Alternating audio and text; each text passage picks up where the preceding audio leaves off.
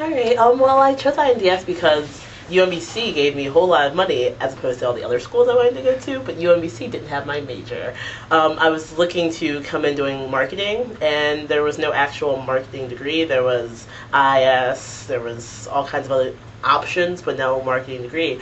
So then I looked into INDS, and I, going through the website, I was like, oh, wait, I can just make my own major? That works so much better. So I made an insane list of courses that would take me probably 8 years to finish, and I somehow got that down eventually to make a proposal of all the courses, and that's how I ended up doing music, journalism, and entrepreneurship, which took all the marketing I wanted to do and combined with music I really was into, and built a total degree. And that gave me a degree that not only did all the other schools I went to didn't offer, but not very many schools in the entire country offer that. So that's why I chose INDS. So you came in with some journalism experience. Talk a little bit about your music magazine. Prior to coming to UMBC, I ran a magazine from 2006 until December of last year, actually. It was about local bands in the Baltimore area, and then expanded to the East Coast. I had a staff of all girls under 21 from New York City up down to Florida. And we put out a monthly regional print magazine, circulation of like max like 250 copies, about unsigned bands. We also maintained a website and all the social media and things like that. And we interviewed bands, we did reviews, we did articles. As we progressed, we started to get into more music news and how the industry is changing, how it's developing basically.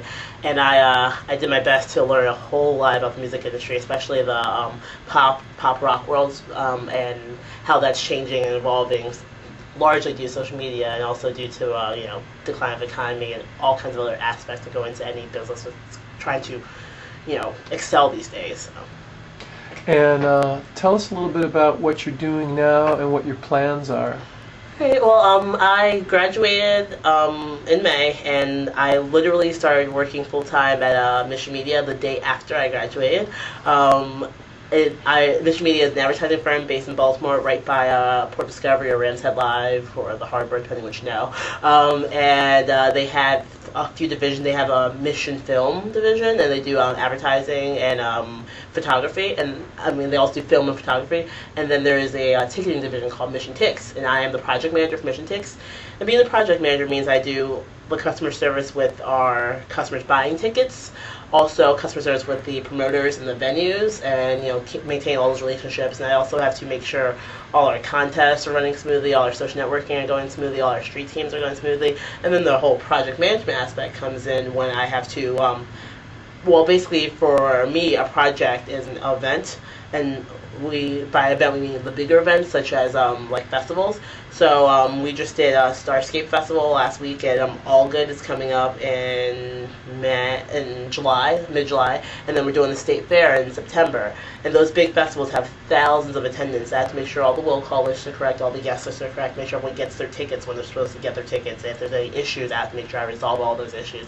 And then also part of the project management is that I have to make sure all the deals that we put into place with the different venues and promoters make sense for us and for them, and that we cover all the things that could potentially go wrong before they go wrong, which is absolutely impossible. But I do my best to make sure that this happens so that we can perceive something that might be an issue later on and try to resolve that. You feel like your experience at UMBC prepared you well for what you're doing now? Would you do anything differently if you could be a student again? Not that you want to be, but... well, I will be a student again. I'm going to go get my MBA in January. I'll start it in January. Mm-hmm. But I wouldn't do anything differently. Well, probably would have done my freshman year differently, kind of bombed that. But besides that, I think I took the classes that were necessary to learn what I needed to learn. Like, I'm really glad I took certain classes like my entrepreneurship class and even the cyberculture class I took last semester.